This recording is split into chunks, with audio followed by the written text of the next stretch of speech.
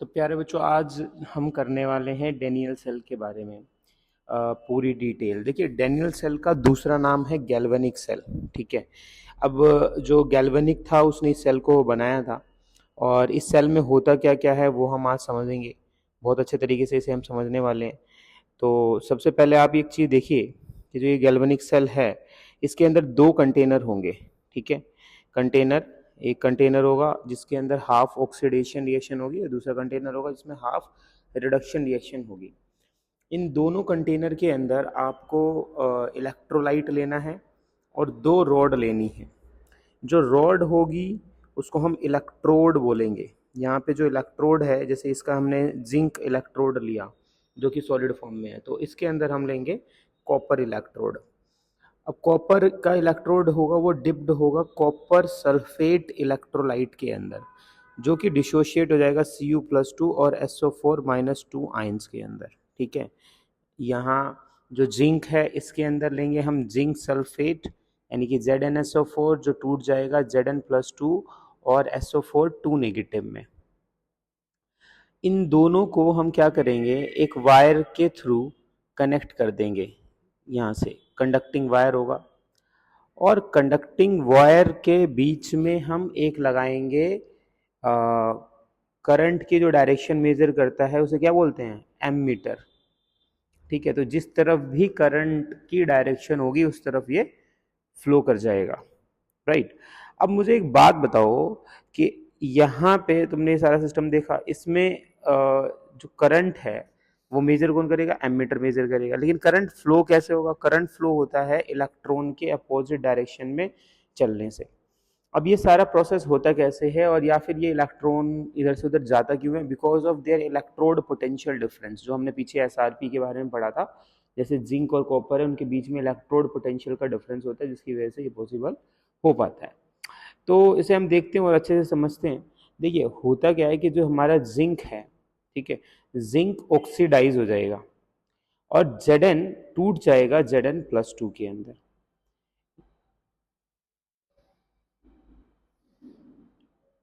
Zinc टूट जाएगा किसके अंदर, Zn+2 के अंदर। तो यहाँ पे आप देखोगे कि ये जो रॉड है ना जिंक की, ये धीरे धीरे धीरे धीरे पिघलने लग रही है, या यूं कहें कि डिसोशिएट होने लग रही है। तो पहले जो जिंक मेटल था वो अब Zn+2 में कन्वर्ट होने लग रहा है। देखो, ZnSO4 से तो मिल ही रहा था, लेकिन यहाँ पे जिंक ऑक्सीडाइज हो गया बिकॉज ऑफ यहाँ पे इसकी SRP की वैल्यू कम थी। साथ ही ये अपने साथ दो इलेक्ट्रॉन को लॉस कर देगा। ये Zn जो था पहले वो सॉलिड स्टेट में था, बाद में चल के ये एक्वस स्टेट में हुआ और इसने अपने दो इलेक्ट्रॉन को लॉस करे। अगर इसी पे फोकस करें हम ध्यान से, तो इसमें से जो दो इलेक्ट्रॉन निकलेंगे वो सॉल्यूशन में नहीं आएंगे, वो जाएंगे इलेक्ट्रोड के अंदर ही। तो हम यहाँ पे Zn+2 दिखाएंगे यहाँ पे। ठीक है। तो Zn+2 ZnSO4 से भी मिला है, जिंक से भी मिला है, दो जगह से हमें Zn+2 मिल गया है। अब यहाँ से जब ये लॉस करता है अपने दो इलेक्ट्रॉन, तो वो दो इलेक्ट्रॉन उस वायर के थ्रू जाएगा, जो मैं अभी तुम्हें दिखाने वाला हूँ। अब आप देखो, अगर मैं तुमसे एक छोटा सा क्वेश्चन पूछूं कि यहाँ पे किसकी कंसंट्रेशन ज़्यादा है, Zn+2 की, SO4-2 की, तो तुम बताने वाले हो कि यहाँ पे Zn+2 की कंसंट्रेशन ज़्यादा है। Zn+2 यहाँ पे ज़्यादा है। ये बात समझ आ गई आप लोगों को। अब होता क्या है, जो हमारा ये कंटेनर था पूरा, इसके अंदर ऑक्सीडेशन हो गया जिंक का। जैसे कि मैंने बताया, दो इलेक्ट्रॉन को लॉस करेगा। ये दो इलेक्ट्रॉन जो है वो यहाँ से वायर के थ्रू चले जाएंगे। अब ये वायर के थ्रू यही नहीं रुकेंगे, ये घूम फिर के उस तरफ जाएंगे। मैं बता देता हूँ, देखो मैं एक काम करता हूँ, Zn के नीचे लिख देता हूँ इलेक्ट्रोड और Zn+2 के नीचे लिख देता हूँ इलेक्ट्रोलाइट। ये साथ साथ लिखते रहो तुम, ताकि तुम्हें ज़्यादा समझ में आ जाए। अब जो ये दो इलेक्ट्रॉन यहाँ से निकला वो जाएगा कहाँ, वो जाएगा आपका कॉपर की तरफ, और कॉपर वाले साइड में जाएगा। और कॉपर जो है, यहाँ पे दिखाता हूँ मैं तुम्हें, इलेक्ट्रॉन की ये डायरेक्शन हो गई, या फिर यहाँ कहे कि इलेक्ट्रॉन की मूवमेंट हो गई यहाँ पे। ठीक है। अब जब ये इलेक्ट्रॉन की मूवमेंट ऐसे होगी, इस तरफ जाने लग रहा है दो इलेक्ट्रॉन इस रॉड से आया यहाँ पे, दो इलेक्ट्रॉन यहाँ तक आया। अब जो इलेक्ट्रोलाइट का Cu+2 आयन था, है ना, जो Cu, ये जो दो इलेक्ट्रॉन तो इधर से आ गया, इसमें जो इलेक्ट्रोड का जो क्योंकि वो लूज कर रहा था, है, इसकी पोटेंशियल ज्यादा है, ये गेन करेगा, ये क्या करेगा, अब मुझे बताइए, ये जो कॉपर था, इसमें आते हैं हम, ये जो कॉपर की रॉड है, इस रॉड में कौन आ रहा है? इलेक्ट्रॉन। तो इलेक्ट्रॉन का पोटेंशियल चार्ज कैसा होता है? नेगेटिव। तो ये जो Cu+2 है, ये इसकी तरफ अट्रैक्ट होगा या SO4-2 अट्रैक्ट होगा? तो Cu+2 धीरे धीरे इसके पास जाएगा कि और भाई कैसा है, क्या हाल है, शेप हो जाएगा, चिपक जाएगा। अब वो वाली रोड कैसी हो रही थी? पतली हो रही थी, थिन हो रही है। ये वाली रोड कैसे होने लगेगी? मतलब जो Cu+2 है वो किस में कन्वर्ट हो गया? Bye gaining. ये 2 इलेक्ट्रॉन किसने दिए? कोई देगा तभी तो कोई लेगा। अरे हाँ कि ना यार? तो Cu+2 कहां से आया ये बताओ मुझे? इलेक्ट्रोलाइट से, है ना? किस स्टेट में था प्यारे बच्चों? अच्छा एक और बात बताइए मुझे, ये जो एक्वस में था, इसने क्या किया? 2 इलेक्ट्रॉन लिए। ये 2 इलेक्ट्रॉन कहां से आए थे? लिख दो यहां पे, from zinc side, from anode side लिख देता हूं। कहां से लिख दिया? अब ये किस में कन्वर्ट हुआ? कॉपर में। और ये कॉपर जाके किस में कन्वर्ट हो गया? किस स्टेट? सॉलिड में। कब होगा? जब उसकी रोड पे, है ना, ये काम होगा। अब एक बात बताइए, इस कंटेनर के अंदर Cu+2 के जो आयंस है वो कम होने लगेंगे क्योंकि वो धीरे धीरे जाके इस पे डिपॉजिट हो रहा है। क्या चीज बच जाएगी यहां पे? SO4।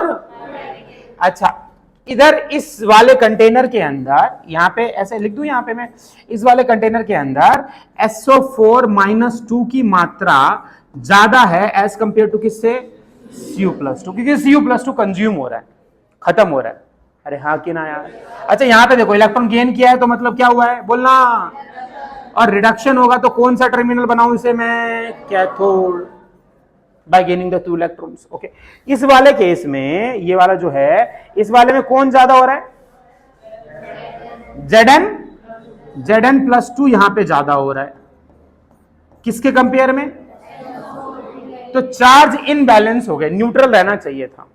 और हालांकि ये जो इलेक्ट्रॉन का फ्लो है ये थोड़ी देर तक ही हुआ, लेकिन ज्यादा देर तक हुआ नहीं, सर्किट भी कंप्लीट नहीं था। सर्किट कंप्लीट लग रहा है क्या तुम्हें? यहां से शुरू हुआ मान लो सर्किट, या यहां से इलेक्ट्रॉन गया मान लो, अब वो घूम के वापस भी तो जाना चाहिए। तो ये जो है ये सब बेकार चीजें हैं, इसमें इलेक्ट्रॉन तो घूमेगा ही नहीं जब तक सर्किट कंप्लीट ना हो। तो सर्किट कंप्लीट करने के लिए प्यारे बच्चों इन्होंने क्या किया, बीच में एक ना यूट्यूब शेप से यहां पे ग्लास रॉड डिप कर दी इसके अंदर। अरे बड़ी कर दूंगा भाई, क्या है ये, ले, मेरे पास टेक्नोलॉजी है। तेरे को दिक्कत होगी, अगर तूने छोटी बनाई तो तेरे को दिक्कत होगी। ये क्या है? सॉल्ट ब्रिज बोलते हैं इसे, हैं? क्यों बोलते हैं इसे सॉल्ट ब्रिज? यहां पे, इसके यहां पे हम क्या लगाएंगे? कॉटन प्लग लगाएंगे। क्या लगाएंगे? क्या होता है कॉटन प्लग? क्या लीकेज ना हो यहां पे। अच्छा, इसके अंदर तुमने वो खाया bubble gum, jelly, just jelly खाई है? Just jelly is semi solid substance, पूरी तरह से सॉलिड नहीं होता था। और जस्ट जेली को चूस चूस के खाया, चबा चबा के खाया, अगर उसे चूसने की कोशिश करोगे तो वो बिखर जाएगा, है ना? लेकिन अगर उसे मुंह में रखे रहो तो वो धीरे धीरे अपने आप ही क्या हो जाती है? मेल्ट। तो उसी सब्सटेंस का यहां पे बोलते हैं अगर अगर, क्या बोलते हैं? अगर अगर एक मीडियम प्रोवाइडर है सेमी सॉलिड के लिए, सेमी सॉलिड सब्सटेंस होता है। अच्छा समझो मेरी बात सुनो, अगर इसमें मैंने लिक्विड रख दिया और उल्टा ट्यूब है तो वो सारा का सारा लिक्विड नीचे निकल जाएगा। तो वो जस्ट जेली टाइप का होता है। इसके अंदर मान लेते हैं हमारे पास KCl है, क्या है यहां पे? KCl। तो K पॉजिटिव और Cl नेगेटिव, ये लेते हैं हम इसके अंदर। अब ये क्या होगा, जैसे इस तरफ कौन से आयंस ज्यादा थे प्यारे बच्चों, उसको न्यूट्रलाइज करने के चक्कर में K पॉजिटिव यहां से आएगा। कौन आएगा यहां से? K पॉजिटिव क्यों आया है? SO4 को न्यूट्रलाइज करने में। क्या K प्लस और SO4 आपस में रिएक्ट करेंगे? रिएक्ट नहीं करेंगे। ये कुछ ऐसा ही होगा जैसे मान लो इस रूम में SO4-2 है, उसको न्यूट्रल करने के लिए हम वहां से क्या लेके आ गए? K प्लस, पर वो आपस में इंटरेक्ट नहीं कर रहे, वो आपस में रिएक्ट नहीं कर रहे हैं।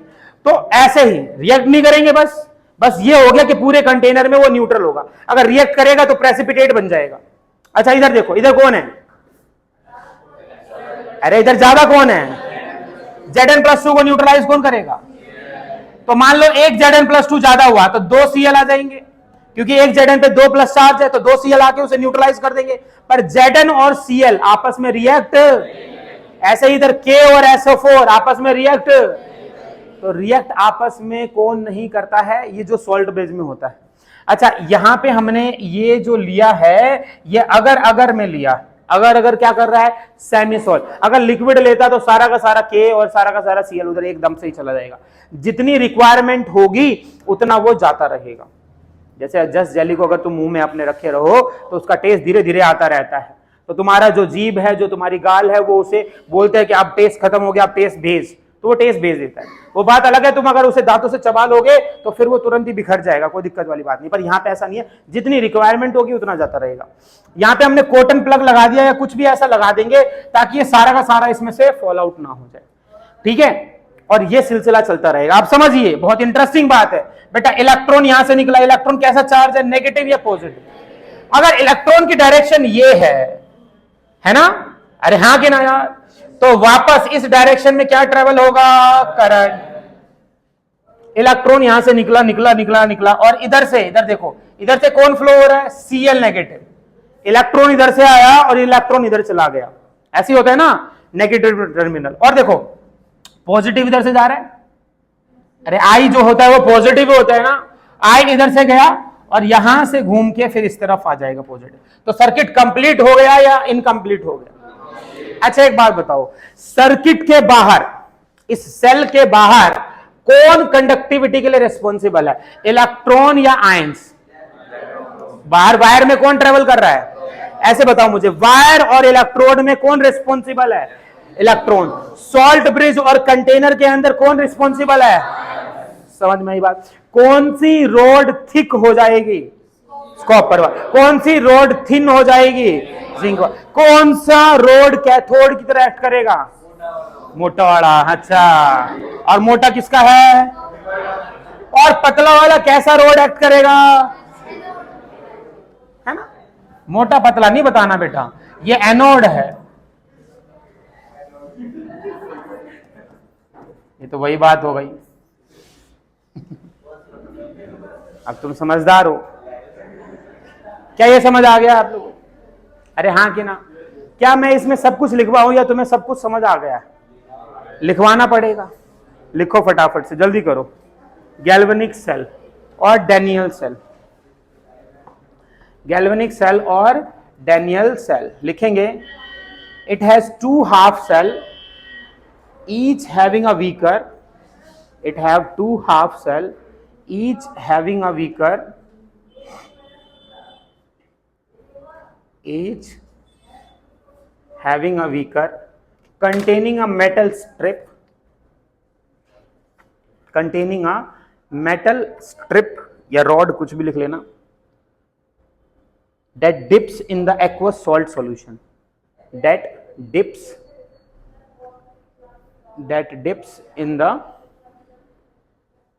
in its aqueous salt solution.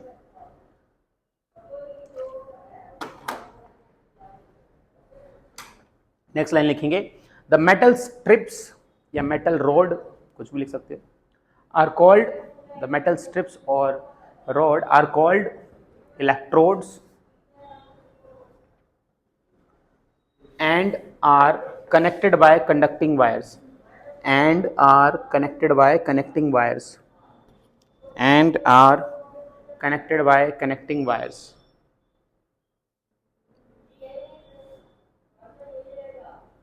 दूसरा पॉइंट लिखेंगे, नेक्स्ट पॉइंट लिखेंगे, two solution are connected by salt bridge, two solution are connected by salt bridge, ये सॉल्ट ब्रिज है। नेक्स्ट पॉइंट लिखेंगे, the oxidation and reduction half reaction occurs at, the oxidation and reduction half reaction occurs at separate electrode and electric current and electric current flow through the wire and electric current flow through the wire. Next point लिखेंगे function of salt bridge. Next point लिखेंगे function of salt bridge. Salt bridge is inverted U tube. Salt bridge पहला point लिखेंगे, it is inverted U tube containing solution of inert electrolyte with agar-agar or gelatin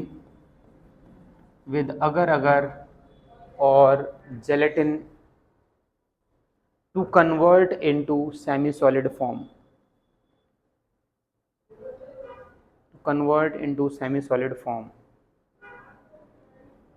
Full stop. Next point लिखेंगे ions of inert electrolyte.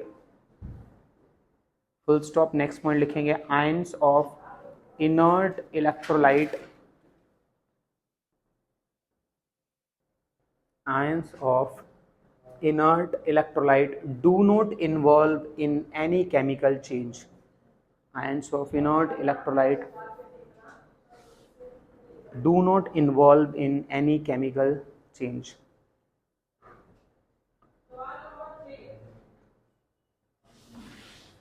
Next point है the electrolyte in salt bridge. Next point है the electrolyte in salt bridge. जो electrolyte salt bridge में होना चाहिए, the electrolyte in salt bridge should be such that speed of its cation speed of its cation, जो इसकी speed है cation की, and speed of anion, और जो स्पीड है एनायन की, वो नियरली सेम होनी चाहिए. Is nearly same. Example KCl KNO3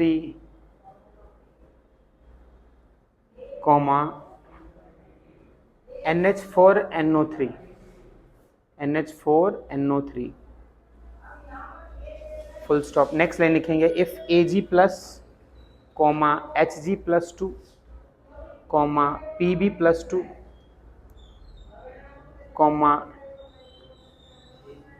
Ag plus Hg2+2 Pb+2 Tl plus ion are present in a cell, then Tl plus ion are present in a cell, then KCl is not used.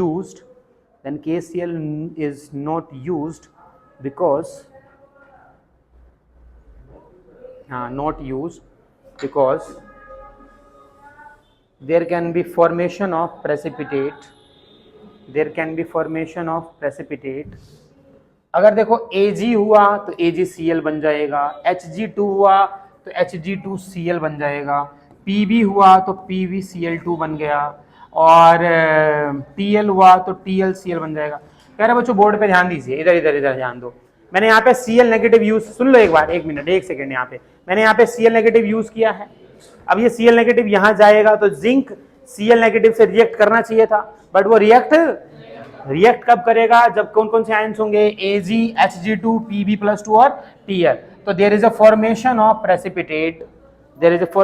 Precipitate, और ये AgCl, Hg2Cl, PbCl2 and TlCl respectively. तो इसलिए इन KCl को हम use नहीं करते हैं. Salt bridge में कैसा सॉल्ट यूज करना है, जिनकी कैटायन और एनायन की स्पीड कैसी होनी चाहिए, सेम. चलिए डायग्राम बनाइए आप लोग फटाफट से. इस डायग्राम को पूरे पेज पे बनाना है आपको, ठीक है. क्या जूम करूं ये बता दो बस. पहले तो ये वाला डब्बा बनाओगे, पहले मैं बनाऊं साथ साथ या तुम बना लोगे? अब बनाओ, जल्दी करो।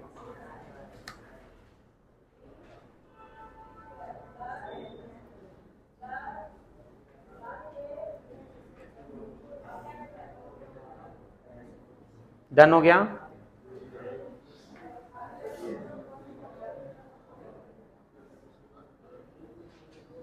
कोई भी बात समझ नहीं आए तो पूछ लेना आप।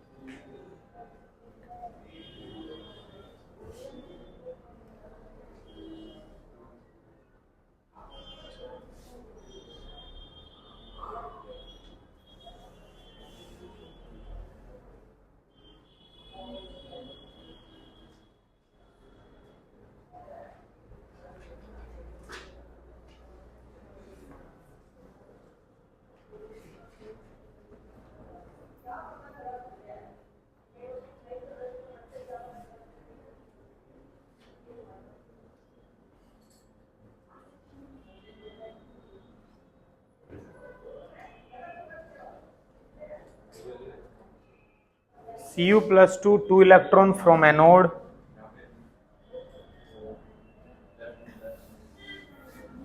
reduction cathode,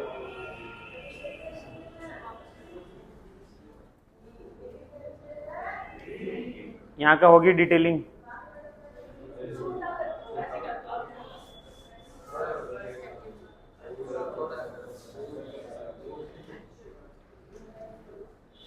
डायरेक्शन और एरो का ध्यान रखना।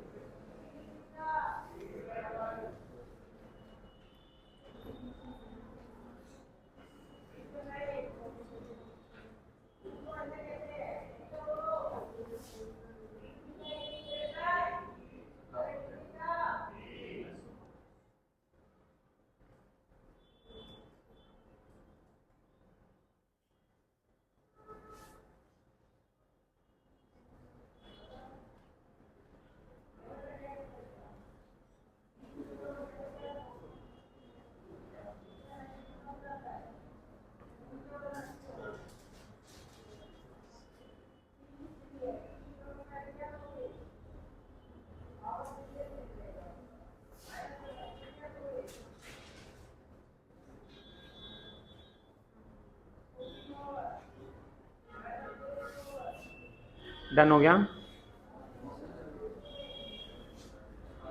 नीचे करना है, डायरेक्शंस बतानी पड़ेगी आपको।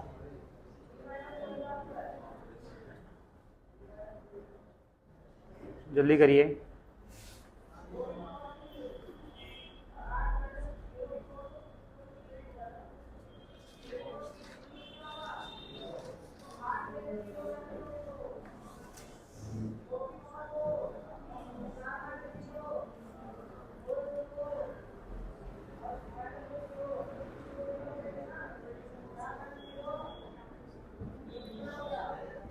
अरे हो गया कि नहीं हो गया यार?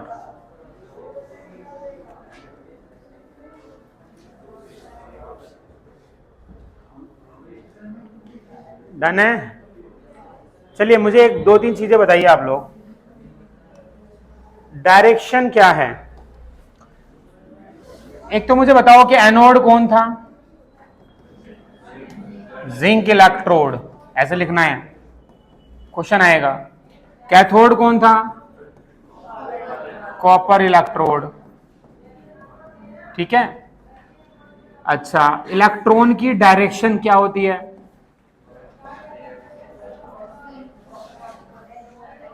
अगर आप ये लिख के आते हो एनोड से कैथोड तो नंबर नहीं मिलेंगे, तब ज्यादा नंबर नहीं मिलेंगे। आपको ये मेंशन करना पड़ेगा कि एनोड था कौन और कैथोड कौन था। डायरेक्शन एनोड से कैथोड ही होती है, लेकिन कौन सा एनोड है यहां पे? जिंक। जिंक से क्या? अच्छा, करंट की डायरेक्शन क्या है? ऐसे लिख दोगे अपोजिट तो भी नंबर नहीं मिलेंगे। ये कुछ गलतियां जो पिछले साल बच्चों ने की थी वो मैं तुम्हें बता रहा हूं। नंबर कब मिलेंगे? जब मेंशन करोगे। यहां पे क्या मेंशन करोगे? Copper two zinc. ये भी लिख दिया ना आपने, कैथोड से एनोड, तो भी नंबर नहीं मिलेंगे। मेंशन करना पड़ेगा आपको। क्या ये बात समझ आ गई आप लोगों को? एक क्वेश्चन और लिखिए। What is the function of salt bridge? What is the function of salt bridge? और 90% चांसेस है कि आएगा ही आएगा। पहला पॉइंट, पहला फंक्शन लिखिए इसका जल्दी से। It connects the solution. पहला पॉइंट लिखिए, इट कनेक्ट्स द सॉल्यूशन। किसको कनेक्ट किया था इसने? सॉल्यूशन को। Of two half cell, it connect the solution of two half cell to complete the circuit, ताकि सर्किट कंप्लीट हो सके। To complete the circuit. Next point लिखिए, it maintains the electrical neutrality. It maintains the electrical neutrality of the solution in order to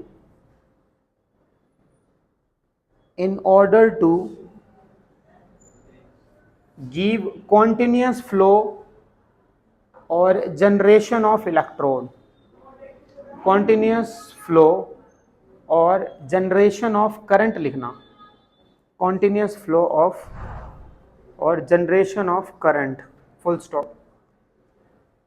अच्छा, question तुमसे ये भी पूछ लेंगे क्या होगा अगर सॉल्ट ब्रिज को हम रिमूव कर दे तो?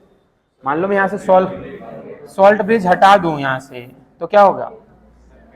सर्किट कंप्लीट नहीं होगा, और सर्किट कंप्लीट नहीं हुआ तो वोल्टेज ड्रॉप कितना आ जाएगा?